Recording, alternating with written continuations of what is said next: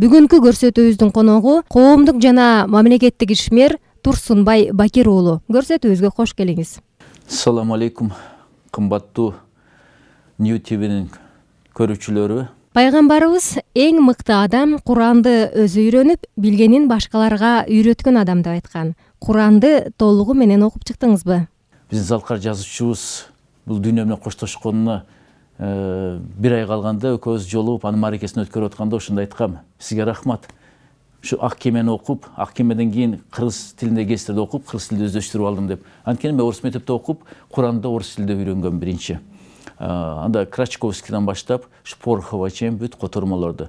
Бирок Кудайга шүкүр, мен кыргыз тилди өздөштүргөндөн кийин кыргыз тилде азыр 6-7 котормосу бар, Манисин котормолору. Биринчи Алаудин Масурдан баштап, кийин биздин мал Доолов, Садыбак Аскары, өзүм досум Абдылдаев, ажылардан ушулардын котормосун окуп чыктым. Жашоодо көп нерсени түшүнбөгөн болсоң, Куранды окусаң баардыгы түшүнүктүү болуп калат. Ошондуктан мен ойлойм, бул жалпы мал аламды бир эле космос, алам эмес, адамдын ички аламында мындай түшүндүргөн китеп.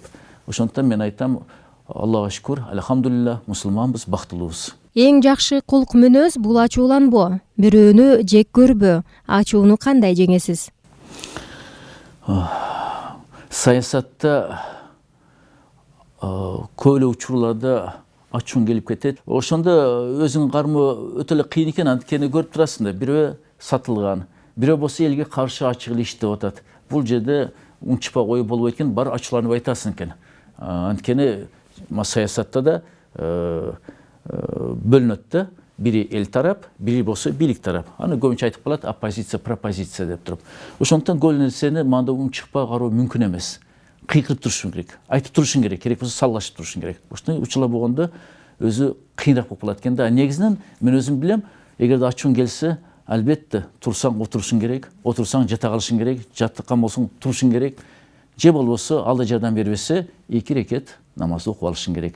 Мындай учурлар да көп болот. Бул эми саясаттан тышкары мындай нерсе тиричиликте ушундай кылам мен. Анан эң негизи өзүңдү кармоо үчүн биринчи кезекте акырет күндө ойлонушуң керек. Акыретте жооп берип калам деп. Ушул жардам берет. Пайгамбарыбыз кимде-ким 3 кызды татыктуу тарбиялап чоңойтсо, кыямат күнүндө оттун азабынан корголот деп айткан. Кыз эле төрөйсүн, уул төрөбөйсүн деп жубайына ачууланган мырзаларга эмне деп айтмаксыз? Бул хадистин уландысы бар. Ошондой эле Мухаммад пайгамбар саллаллаху алейхи саламдан сураган, 2 кызды болсо, ошондо жакшы тарбиялап турмушка чыгарсаңыз, ал да бешикке кирет дейт. Кудайга шүкүр, менде да кыздарым бар. Мен дайыма айтам, балдарым капа болбогула уулдарым деп. Бирок кыз балдарым барына мен сүйүнөм деп туруп. Анткени оор мезгилде кыз бала дайыма жаныңда, дайыма сени түшүнөт. 1-ди төрөп береби, 3-тү төрөп береби, 5-ти төрөп береби, же мага окшоп 6 кызды болобу, 10 кызды болобу? Кудайга шүкүр деген. Алла Тааланын бергени. Сен эртең көз жумуп бул дүйнө менен коштошсоң, уул балдарың отурбайт ыйлап, жоктоп сени, кыз балдар.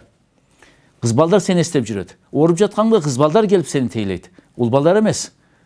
Ошондуктан мен айткым келет, бул дүйнөдө кыздарды пайгамбарыбыз Мухаммад саллаллаху алейхи вассалам айткандай, жакшы чоңойтуп, жакшы тарбиялап турмушка узатсак, биз бешикке киребиз. Баланы намыстуу, кызды ыймандуу тарбиялоо үчүн биринчи өзүң ыймандуу болушуң керек. Анткени 1000 жолу китепти окуп бере берсең, 1000 жолу сүйлөп бере берсең, өзүң башка тетир иштерди кылсаң, айтат да балдарыңды. Бул өзү 200 го. Бизге бирде айтат, өз башканы кылат деп туруп. Бул бир. Экинчиден болсо, көчөгө чыкканда да элдер айтат да. Сен атаң аякта ичип жүрөт, жапаң бул жерде жүрөт, ушактап деп туруп. Ошон үчүн биринчи кезекте такыбалыкты атасына да апасына бериш керек. Ошондон балдар өзү эле үлгү катарында көрүп, анан кийин ушундай такыбалуу, ыймандуу инсандардан болушат. Аманатка кыянат кылгансызбы? Эми ал мурда жана намазга жыгылганга чейин болгон ал. Мен өкүнөм. Бирок Кудайга шүкүр, алхамдулилла дамжал дейм. Мен бактылуумун. Анткени 96-жылдан бери 5 мал намазга жыгылып, ушунга чейин таштаган жокмун. Намаз окуганда да биринчи мен Германияда Франкфурт Майн деген шаарда намазга жыгылгам. Ушу намазга мени жыккан устазым деп коем. Өзбекстандын акыны, мыкты саясатчысы, мага окшоп анда Эрк партиясы бар, Эрк партиясынын төрагасы Мухаммад Салихке бүгүнкү Стамбулда жашап атат. Дан мен чоң ыраазычылыкты билдирем. Анан биринчи жума намазымы мен Стамбулда Султан Ахмат мечитинде окугам. Башка сөзүн айтканда, намазга жыгылганым, жума намазга барганым Кыргызстанга эч тиешеси жок. Бирок ушу чет өлкөгө мен чакырган түрк бир туугандарыбызга, ушу өзбек бирадарыбызга мен ыраазымын. Эгерде алар болбосо, бүгүнкү күнү мен дагы атеисттерге окшоп, же теңирчилерге окшоп, ислам динин жамандап жүрүшүм мүмкүн эле. Алла Таала мени сактады, туура жолду көрсөттү. Ошо себепчи болгондорго мен дайыма дуа кылам, бейиштин орун алсын деп Аллах деп туруп. Мен ыраазымын. Малайзияда эл менен аралашып, каада салтын көрүп, элчи болуп иштеп жүрдүңүз. Ошол мамлекеттен Кыргызстанга эмнени алып келмексиз эле? Биринчи кезекте элибиз тил деген саясатчыларга чоңдура кайрылып кетет элем, атка минелерге. Намазга чыгылып, Кудайдан коркуп жашагыла, иштегиле. Бүгүнкү күнү акылга сыйбаган нерсе бүт бар имансыздыктан болуп атат. Мына Малайзиянын бактысы бар экен, Махатхир Мохаммад азыр кайра бийликке келди. Ага чейин анын ордуна иштеп көрөбүз дегендер кайра коррупцияга, ыплас нерсеге Малайзияны батырып салды. Кайра ушу аксакал 90 жашта келип, Малайзиянын карызын кутултуруп, коррупцияны жеңип, Малайзияны кайра алдыңкы мамлекеттерге кошуп койду. Кайра биз өзүбүздүн нукура, табигый жолубузга кайтып келсек, ата бабаларыбыздын жолуна. Анан кийин биз мамлекеттик идеология жок деп ыйлактабай, ата бабабыздын динине, ислам динине идеология кылып алсак, бүт маселе чечилет. Бүгүнкү күнү эмне үчүн Кыргызстанда анархия, эмне үчүн Кыргызстан кыйналып атат? Мамлекетте, элде идеология жоктугунан. Биз исламдан качып, коркуп, биз демократия кылабыз деп туруп батыштан үйрөнүп атабыз. Батыштын жашоосу биз үчүн эмес. Мына бир эки мисал. Батышта аял киши эркек кишини тең кылам деди. Эмне болду? Аялдар төрөбөй койду. Аял менен жашап, эркек менен жашап, бүгүнкү күнү болсо Европанын калкынын саны азайып, алар өлүп аткан, жок болуп аткан улуттарга кирип, бүгүнкү күнү ал жакта мигранттар көбөйүп, өздөрүнөн көрсүн. Кудайга шүкүр, Аллага шүкүр, мусулмандардын саны көбөйүп атат аякта. Исаак Разаков атабыз да эң жакшы мусулман болгон. Аргасыз, айласыз большевиктер бийликке келди, коммунисттер.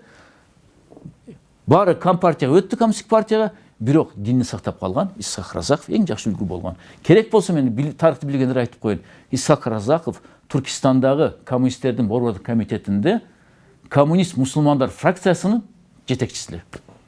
Көп билбейт буну. Ошондо айтып коюшум керек, Кудайдан коркуп жашайлы. Мусулман бир туугандардын 3 күндөн ашык таарынычы адал болбойт эмеспи? Көп убакытка чейин таарынып жүрө бересизби же? Эгерде мусулман болсо, мен тез эле жойулуп, маанайымды жок кылып туруп, кечирим сурап, биринчи колун берем мен. Мунафык болсо, анан ислам динине каршы болсо, же ислам динине зыян келтирип аткан болсо, мен кечире албайм аны.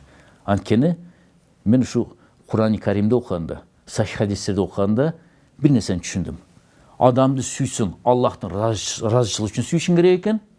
Адамды жек көрсөң, Аллахтын ыраазычылыгы үчүн жек көрүшүң керек экен. Эмне үчүн ал зыян келтирип атса мусулмандарга, ислам динине, мен аны кечиришим керек. Ошондуктан Кыргызстанда мына айтып калышат, сизге эле Палестина керекпи деп. Ооба. Анткени акыретим ойлоп атам, акырет күнү Аллах Таала сурайт. Башка мусулман эл кыйналтканда эмне кылдың деп туруп. Ошон үчүн Израилдин желегин өрттөдүм. Израилдин желегини айрыдым. Ошон үчүн мага эң негизи душман сионисттер. Анткени Палестина элине геноцид кылып атат. Кыргызстанда да ислам динине каршы чыккандар бар. Буларны урушканмын, айтышканмын, бирок кечирим сурабайм алардан. Аллахтын ыраазычылыгы үчүн сурабайм. А мусулман болсо, өзүчө таква мусулмандардан мен кечирим сурайм дайыма. Анткени мен билем, ал менин бир тууганым. Үммөтүбүз бир, динибиз бир, кыблабыз бир. Кандай болсо аны кечирген аракет кылам. Бүгүнкү маегибиз коомдук жана мамлекеттик ишмер Турсунбай Бакир уулу менен болду. Саламатта калыңыздар.